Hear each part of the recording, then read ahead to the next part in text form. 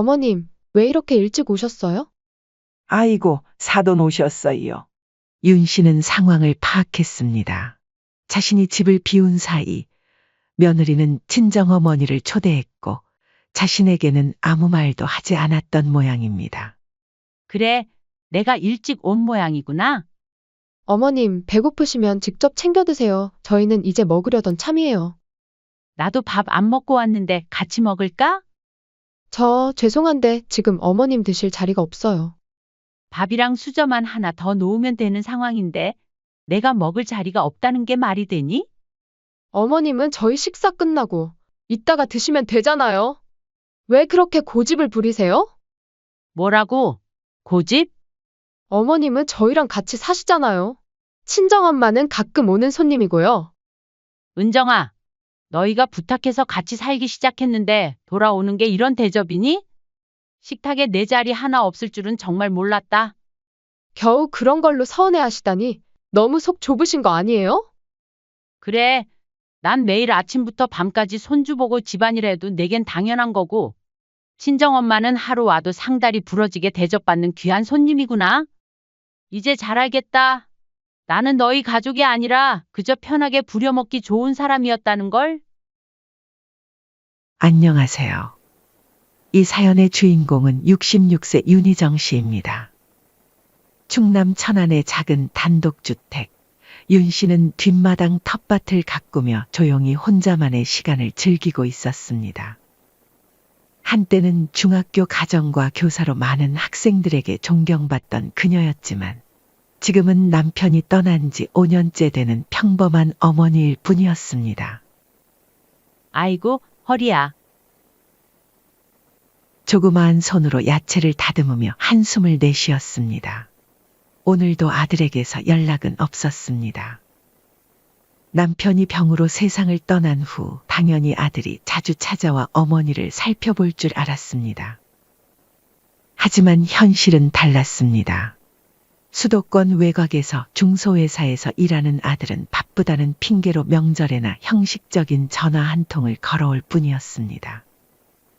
이제 와서 뭘 바라겠어? 그녀는 아들 내외에게 바라는 것이 별로 없었습니다.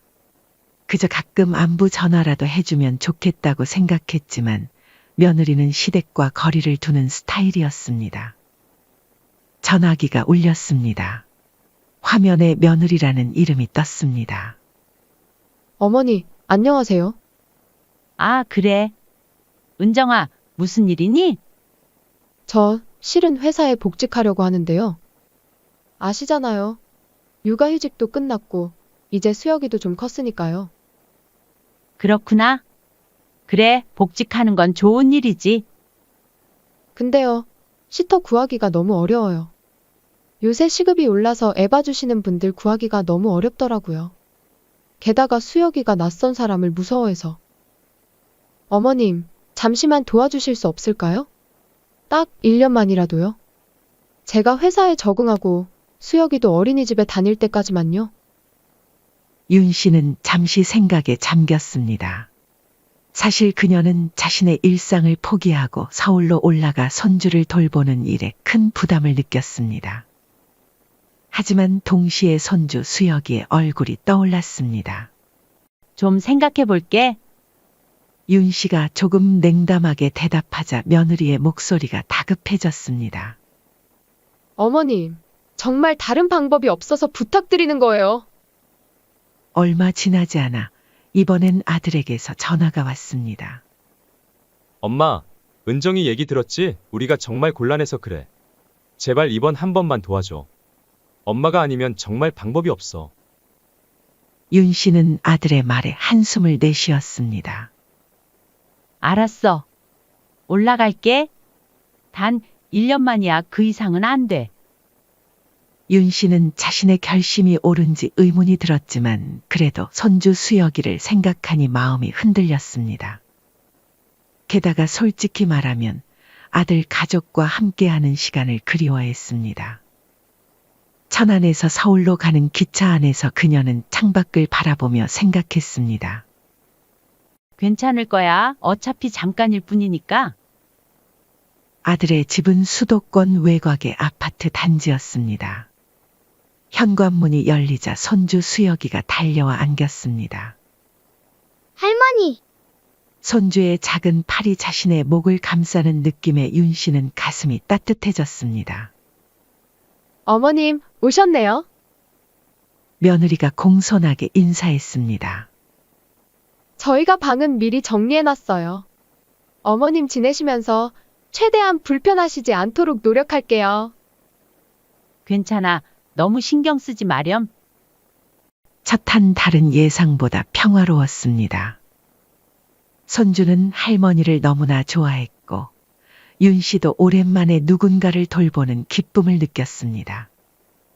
어머님, 오늘 저녁은 제가 준비할게요. 어머님은 쉬세요. 며느리도 처음에는 존댓말을 써가며 공손하게 대했습니다. 하지만 시간이 흐르고 며느리는 결국 손주 돌보는 일을 뿐만 아니라 윤 씨에게 대부분의 집안일을 맡겼습니다. 아침에 출근하기 전 어머님, 수혁이 점심 부탁드려요라고 말하고 저녁에 돌아와서는 어머니, 수혁이 목욕 시켜주실 수 있으세요? 라고 물었습니다. 이렇게 처음에는 부탁으로 시작했지만 점점 윤 씨가 집안일을 하는 것이 당연시 되기 시작했습니다. 윤 씨는 며느리한테는 어려워서 말하지 못했고 한 번은 아들에게 말을 꺼냈습니다. 현준아, 너무 힘들어서 그러는데 너도 집안일은 좀 도와줘야 하지 않겠니? 그러자 아들은 바쁜 회사 일을 핑계로 대답을 회피했습니다. 엄마, 요즘 프로젝트가 바빠서 그래. 이것만 끝나면 내가 더 도울게. 엄마 미안해. 하지만 아들한테 바쁘지 않은 날은 없었습니다. 심지어 일이 없는 주말엔 아들은 회사 스트레스가 심하다며 늦잠까지 자곤 했죠. 윤 씨는 손주의 아침 준비부터 어린이집 데려다 주기, 장보기, 청소, 빨래, 저녁 준비까지 하루 일과가 끝나면 온몸이 쑤셨습니다. 윤 씨는 자신이 이 집의 가정부가 되어가는 느낌을 받았지만 손주를 위해 참기로 했습니다. 합가 생활이 석 달쯤 지나자 윤 씨는 서서히 이 가정에서 자신의 위치를 깨닫기 시작했습니다. 자신이 손주를 돌보고 집안일을 하는 것이 당연시되는 분위기. 그리고 점차 드러나는 며느리의 시댁과 친정에 대한 이중적인 태도를 보며 윤 씨는 점점 더 서운함을 느꼈습니다.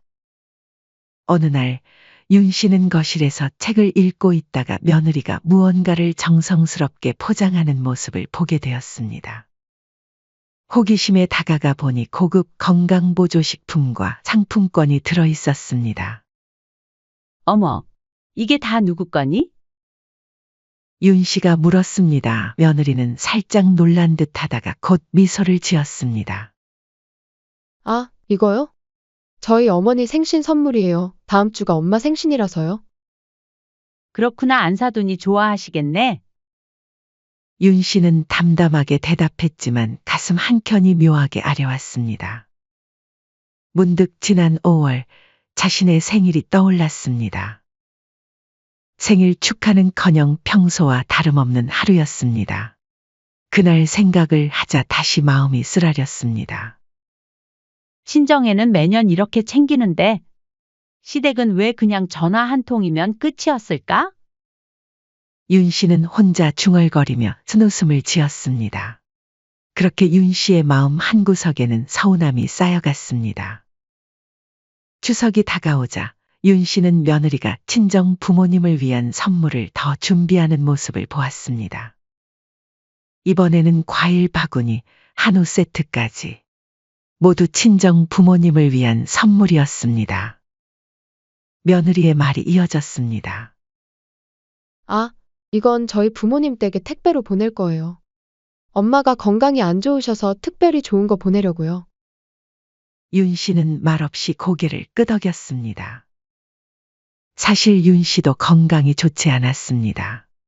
허리도 아프고 관절염도 있었지만 자신의 아픔을 내색하고 싶지 않았습니다.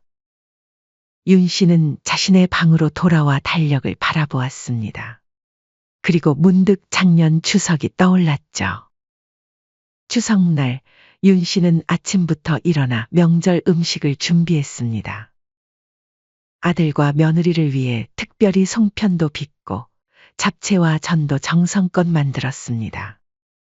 하지만 아들과 며느리는 시댁에 잠깐 들리고 선물 없이 명절 인사만 간단히 건넸던 기억이 났습니다.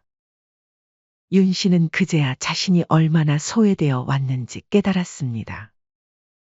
며느리는 친정만 중요하게 생각하고 시댁은 뒷전으로 여겼던 것입니다. 그리고 아들은 그런 아내의 태도를 당연하게 받아들이고 있었습니다. 어느 날 윤 씨는 아들에게 솔직한 마음을 털어놓기로 했습니다. 현준아, 엄마가 할 말이 있어. 네, 엄마, 무슨 일이세요? 은정이가 친정 부모님은 잘 챙기는데 왜 시어머니는 소홀히 하는지 모르겠어? 물론 며느리한테 친정은 특별하지. 하지만 시댁도 가족인데. 아들의 표정이 굳어졌습니다. 엄마, 은정이도 나름대로 최선을 다하고 있어요. 회사 일도 바쁘고 그리고 엄마는 지금 우리 집에 와 계시잖아요. 매일 얼굴 보는데 뭘 더 바라세요? 윤 씨는 아들의 반응에 말문이 막혔습니다. 아들은 아내의 입장만 생각할 뿐 어머니의 마음은 헤아리지 못했습니다. 그녀는 더 말하지 않고 방으로 돌아갔습니다. 그날 밤 윤 씨는 오랜만에 눈물을 흘렸습니다. 며칠 후 윤 씨의 생일이 다가왔습니다. 그녀는 작은 기대를 품었습니다. 그래도 이번 생일은 조금 다르지 않을까? 같이 살면서 손주도 봐주고 있는데. 그러나 생일날 아침 아들과 며느리는 평소처럼 바쁘게 출근했고 윤 씨는 혼자 손주를 돌봤습니다. 늦은 저녁이 되어서야 아들과 며느리가 귀가했고 며느리는 퇴근길에 배달 음식을 주문했다며 전화를 걸어왔습니다. 어머님, 저희 일이 늦게 끝나서 밖에서 따로 먹고 왔어요. 어머님 드실 식사는 제가 시켜놨으니까 그거 드시면 돼요. 배달 음식이 도착했을 때 윤 씨는 가슴이 아팠습니다. 이것이 그녀의 생일상 전부였습니다. 결정적인 사건은 윤 씨가 천안에 사는 오랜 친구와 약속이 있어 하루 외출했을 때 일어났습니다. 그날 아침 윤 씨는 며느리에게 오늘 친구 만나러 천안에 다녀올게라고 말했고 며느리는 별다른 반응 없이 네라고 대답했습니다. 윤 씨는 아침 일찍 집을 나서 천안으로 향했습니다. 오랜만에 고향 친구들을 만나 차를 마시며 담소를 나누었고 오랜만에 자유로운 시간에 마음이 한결 가벼워졌습니다. 그리고 저녁 6시쯤 서울로 돌아왔습니다. 아들의 아파트 현관문을 열자 예상치 못한 광경이 펼쳐졌습니다. 거실 식탁에는 풍성한 음식이 차려져 있었고 낯선 중년 여성이 앉아 있었습니다. 그 중년 여성은 며느리의 친정어머니였습니다. 어머님, 왜 이렇게 일찍 오셨어요? 며느리의 당황한 목소리에 윤 씨는 순간 얼어붙었습니다. 그제야 윤 씨는 상황을 파악했습니다. 자신이 집을 비운 사이 며느리는 친정어머니를 초대했고 자신에게는 아무 말도 하지 않았던 것입니다.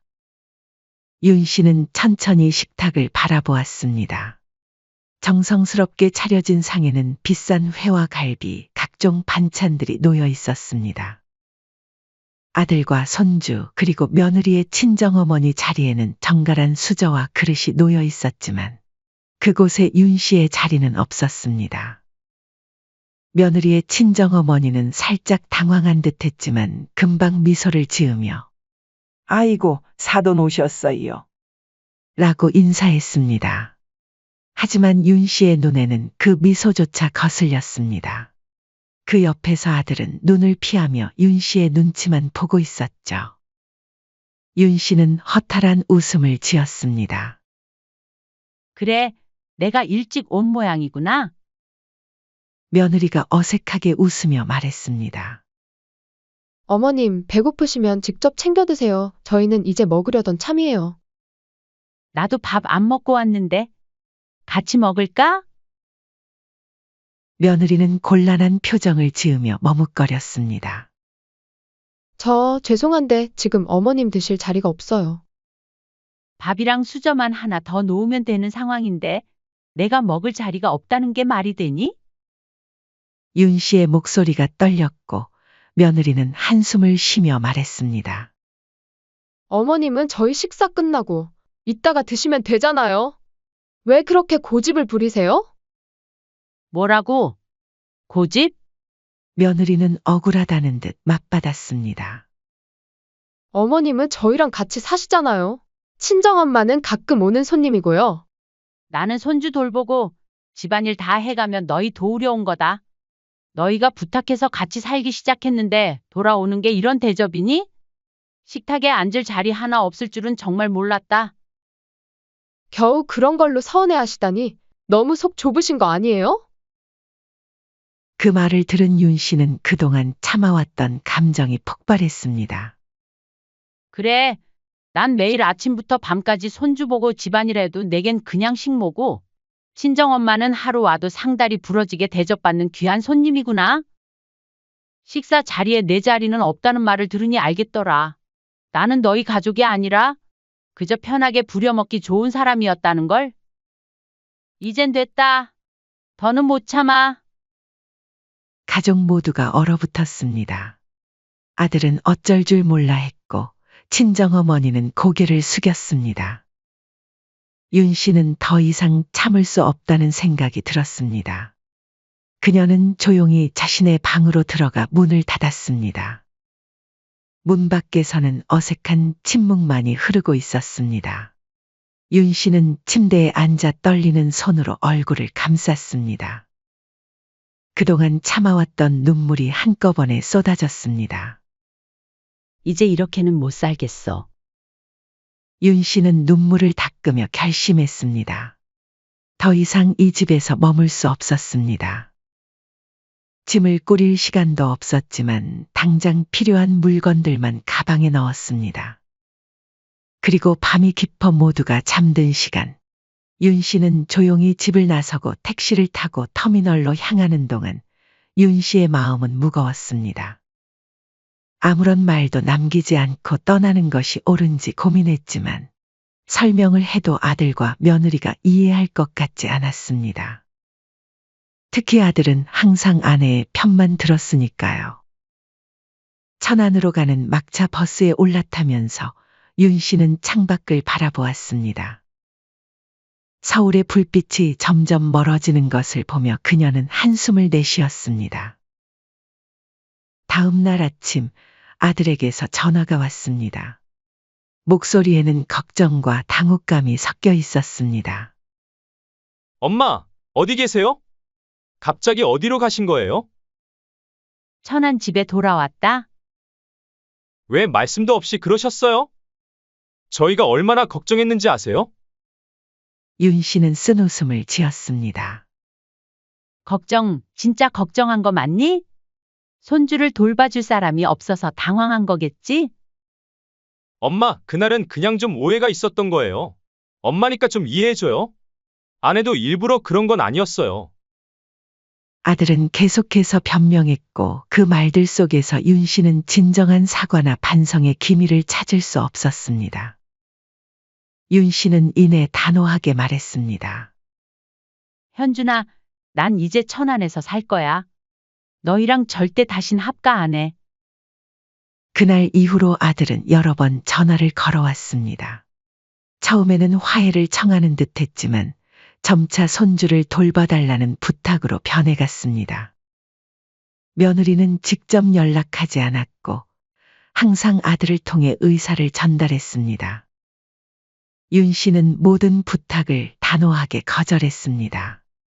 아들과 며느리 둘 다 반성의 기미가 없어 보였습니다. 그들은 단지 자신들의 필요에 따라 윤 씨를 이용하려 할 뿐이었습니다. 말이 안 통하니 똑같이 돌려줘야 이해하겠네. 석 달이 지나고 설날이 다가왔습니다. 윤 씨는 달력을 보며 생각했습니다. 이번 명절은 어떻게 보낼까? 하다가 문득 다른 좋은 생각이 떠올랐습니다. 이번 기회에 아들과 며느리에게 확실히 가르쳐 줘야겠어? 윤 씨는 아들에게 메시지를 보냈습니다. 설날에 놀러 오렴.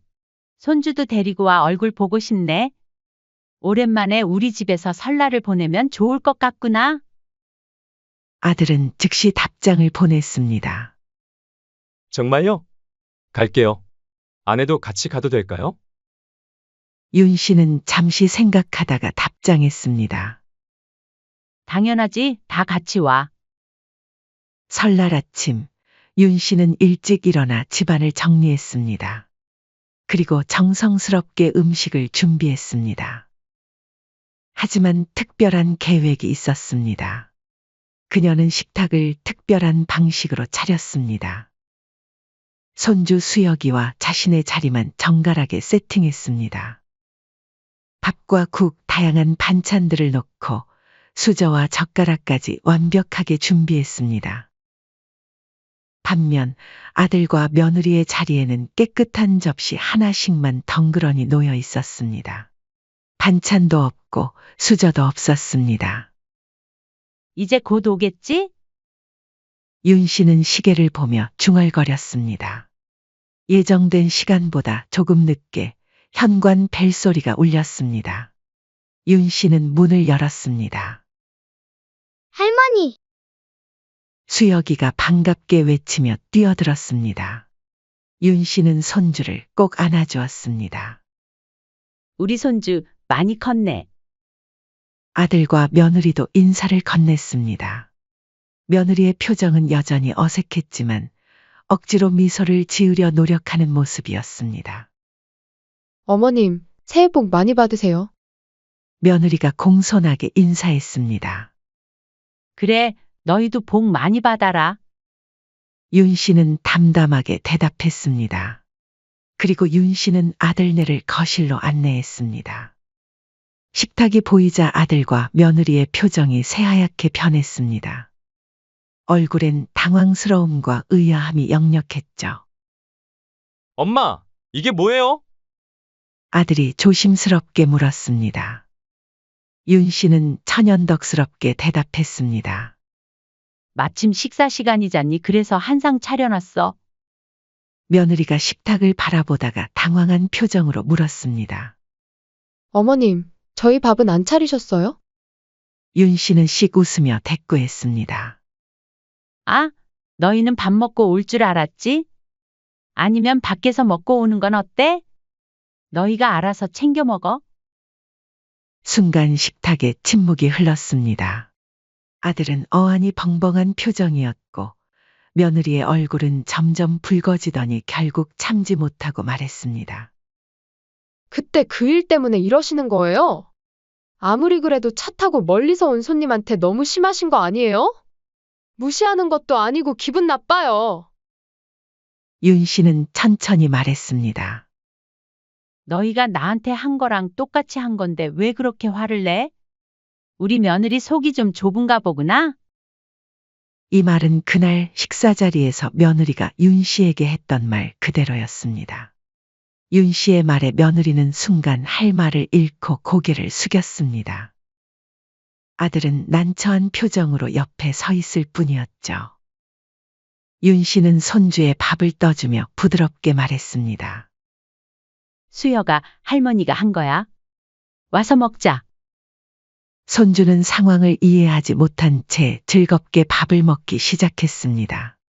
윤 씨도 함께 먹으며 아들과 며느리를 무시했습니다. 며느리는 점점 더 불편해 보였습니다. 마침내 그녀가 말했습니다. 어머님, 저희도 좀 주시면 안 될까요? 배고파요. 윤 씨는 천천히 수저를 내려놓고 진지한 표정으로 말했습니다. 오늘 너희 기분이 그날 내 기분이야.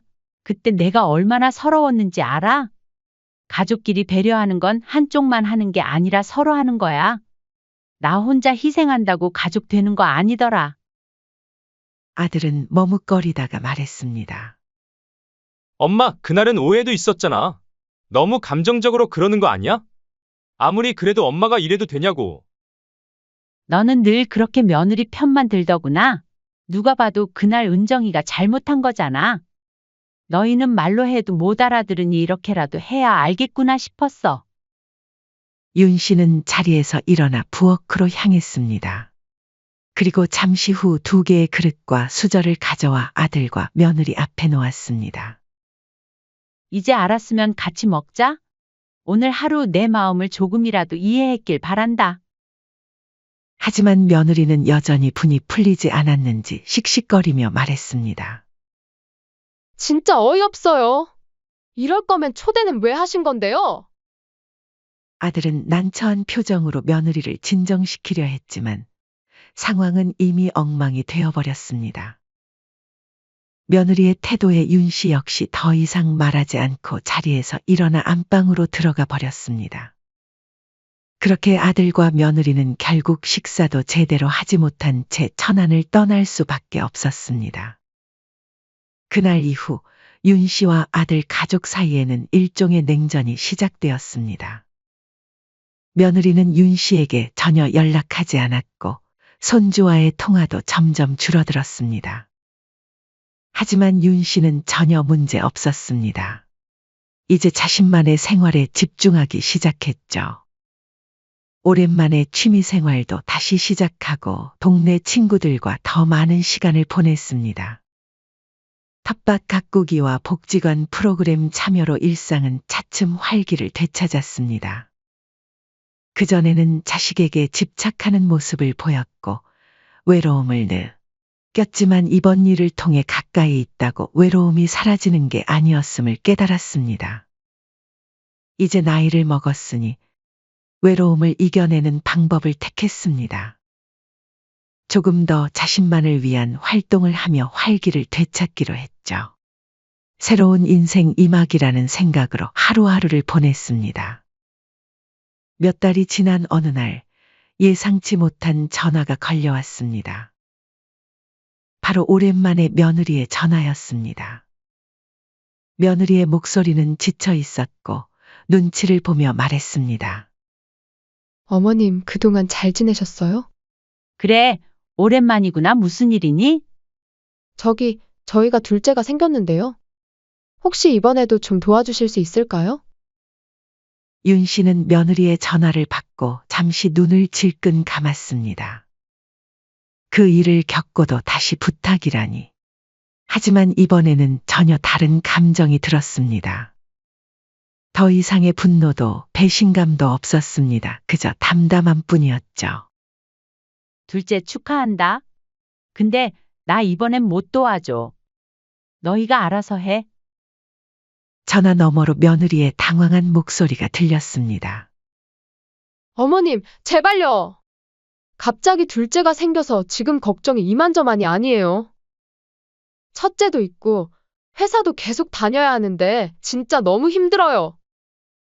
윤 씨는 침착하게 대답했습니다. 그럼 둘이 맞벌이 그만두든가? 나한테 기댈 생각 마라. 이제 나도 나를 먼저 챙겨야겠어? 며느리는 계속 사정했지만 윤 씨는 딱 잘라 거절했습니다. 얼마 후 아들에게서도 전화가 왔습니다. 목소리에는 절박함이 묻어났습니다. 엄마, 우리 상황 뻔히 다 아시잖아요. 애가 둘이라 돈을 더 들 텐데 외벌이로는 힘들어요. 현준아, 지금 이 상황에서도 너희 사정만 운운하면서 부탁하잖니. 나는 이제 더는 못해. 너희 둘이 직접 겪어보면 내가 어떤 마음이었는지 알게 될 거야. 아들의 목소리가 떨렸습니다. 엄마, 그래도 엄마 손주인데. 손주는 내가 아니라 너희가 책임져야지. 이런 일로 더 이상 전화하지 말아줘. 전화를 끊고 윤 씨는 마음이 무겁기는커녕 오히려 가벼웠습니다. 무엇보다 자신을 위한 결정을 했다는 것이 가장 마음에 들었죠. 그 사이 서울에서는 아들 부부가 진짜 고생을 시작했습니다. 둘째를 낳은 뒤 며느리는 산후조리도 제대로 하지 못한 채 하루 종일 수역과 신생아를 번갈아 돌봤습니다. 밤에는 둘째가 울고 낮에는 첫째가 때를 쓰는 통에 정신을 차릴 틈이 없었습니다. 며느리의 몸은 점점 망가졌고 감정도 곤두섰습니다. 얼굴은 헬쑥해지고 다크서클은 짙어졌습니다. 아들 역시 야근이 잦고 육아 분담은커녕 늦은 밤 퇴근 후 힘들다는 말만 반복했습니다. 주말이 와도 휴식은 없었습니다. 집안일은 밀려 있고 냉장고는 비어 있었습니다. 젖병을 삼다 울음소리가 들리고 밥을 먹다 둘째가 토하고 설거지를 하다 첫째는 또 울기 시작했습니다. 어느 날 밤 며느리는 아기를 재우다 문득 깨달았습니다. 이 모든 일들을 윤 씨가 혼자서 해냈다는 것을. 게다가 자신은 윤 씨에게 고마움을 표현하기는커녕 당연하게 여겼었다는 것을 말이죠. 며느리는 남편에게 말했습니다. 이걸 어머님은 혼자 다 했다고? 둘은 문득 그동안 자신들이 윤 씨에게 한 행동들을 떠올렸습니다. 명절에 윤 씨의 집에서 있었던 일도 아들과 며느리는 이해하지 못하고 어머니에게 손님한테 너무 한 거 아니냐고 했지만 자신들이 했던 행동, 그 냉담했던 말투와 눈빛, 무시와 소외감을 그대로 돌려준 것이었습니다. 그제서야 두 사람은 윤 씨의 말과 행동 하나하나가 어떤 의미였는지 뼈저리게 느끼게 되었습니다. 그리고 단순한 분풀이가 아닌 어머니의 가르침이었다는 것도 뒤늦게 이해하게 되었죠. 우리가 정말 잘못했네. 어머니가 얼마나 서운하셨을지 알 것 같아. 아들이 깊은 한숨을 내쉬었습니다. 이제 와서 깨달아도 소용없을 거야. 며느리의 눈에서는 눈물이 흘렀습니다. 몇 개월이 더 지나고 가을이 깊어갈 무렵 아들 부부는 결심을 했습니다. 아이들을 데리고 천안 어머니 집을 찾아가기로 한 것입니다. 이번에는 진심으로 사과하기 위해서였습니다. 윤 씨의 집 앞에 도착했을 때 마당에는 가을꽃이 만발해 있었습니다. 윤 씨는 마당에서 꽃을 가꾸고 있다가 그들을 발견하고 놀란 듯 했습니다. 왔구나, 들어와라. 밥상에 앉자 아들이 조심스럽게 말을 꺼냈습니다. 엄마, 지난 일은 정말 우리가 잘못했어요. 이제 어머니의 깊은 뜻을 알겠어요. 너무 죄송해요. 며느리도 고개를 숙이며 말했습니다. 어머님, 저도 진짜 후회해요. 우리 가족 다시 같이 잘 살 수는 없을까요? 다시 한번 기회를 주세요. 윤 씨는 잠시 그들을 바라보다가 고개를 저었습니다. 그래, 너희 맘은 알겠어? 근데 이제 나도 더는 너희한테 기대 안 해. 같이 사는 건 말도 꺼내지 마. 아들의 표정이 실망으로 가득 찼습니다. 엄마, 너무 단호하세요. 그래, 단호해야지. 내가 그동안 얼마나 바보 같았는데? 정말 나에게 미안하다면 이젠 너희는 너희끼리 잘 살아봐. 그 이후로 아들 부부는 명절이면 어김없이 천안을 찾아왔습니다. 예전과는 다르게 항상 정성껏 선물을 준비해왔고 윤 씨를 대하는 태도도 공손하고 조심스러웠습니다. 오면 반갑고 가면 더 고마워. 그게 윤 씨의 철칙이 되었습니다. 윤 씨는 예전처럼 아들과 며느리에게 휘둘리지 않았고 손주를 위해 자신을 희생하면서까지 지원하지 않았습니다. 아들 부부도 이제는 무리한 부탁을 하지 않고 최소한의 예의를 갖춰 다가왔습니다. 이 관계 딱 이 정도면 충분했습니다. 봄이 되면 윤 씨의 마당은 꽃으로 가득 찼습니다. 그녀는 이제 복지관에서 요가를 배우고 동네 친구들과 합창단 활동도 시작했습니다. 매주 목요일에는 봉사활동도 나갔습니다. 저녁이면 마당에서 차를 마시며 하루를 정리했습니다. 휴대폰 속 손주 사진을 보며 웃기도 하고 살짝 눈시울이 붉어질 때도 있었습니다. 하지만 그럴 때마다 혼잣말로 다짐했습니다. 그래도 잘한 거야? 세월이 흐른 뒤 한 가지 분명해진 것이 있었습니다. 진정한 가족은 한 지붕 아래 사는 것이 아니라 서로를 존중하고 배려할 때 비로소 완성된다는 것. 윤 씨의 단호한 결단은 아들과 며느리에게 평생 잊지 못할 교훈이 되었습니다.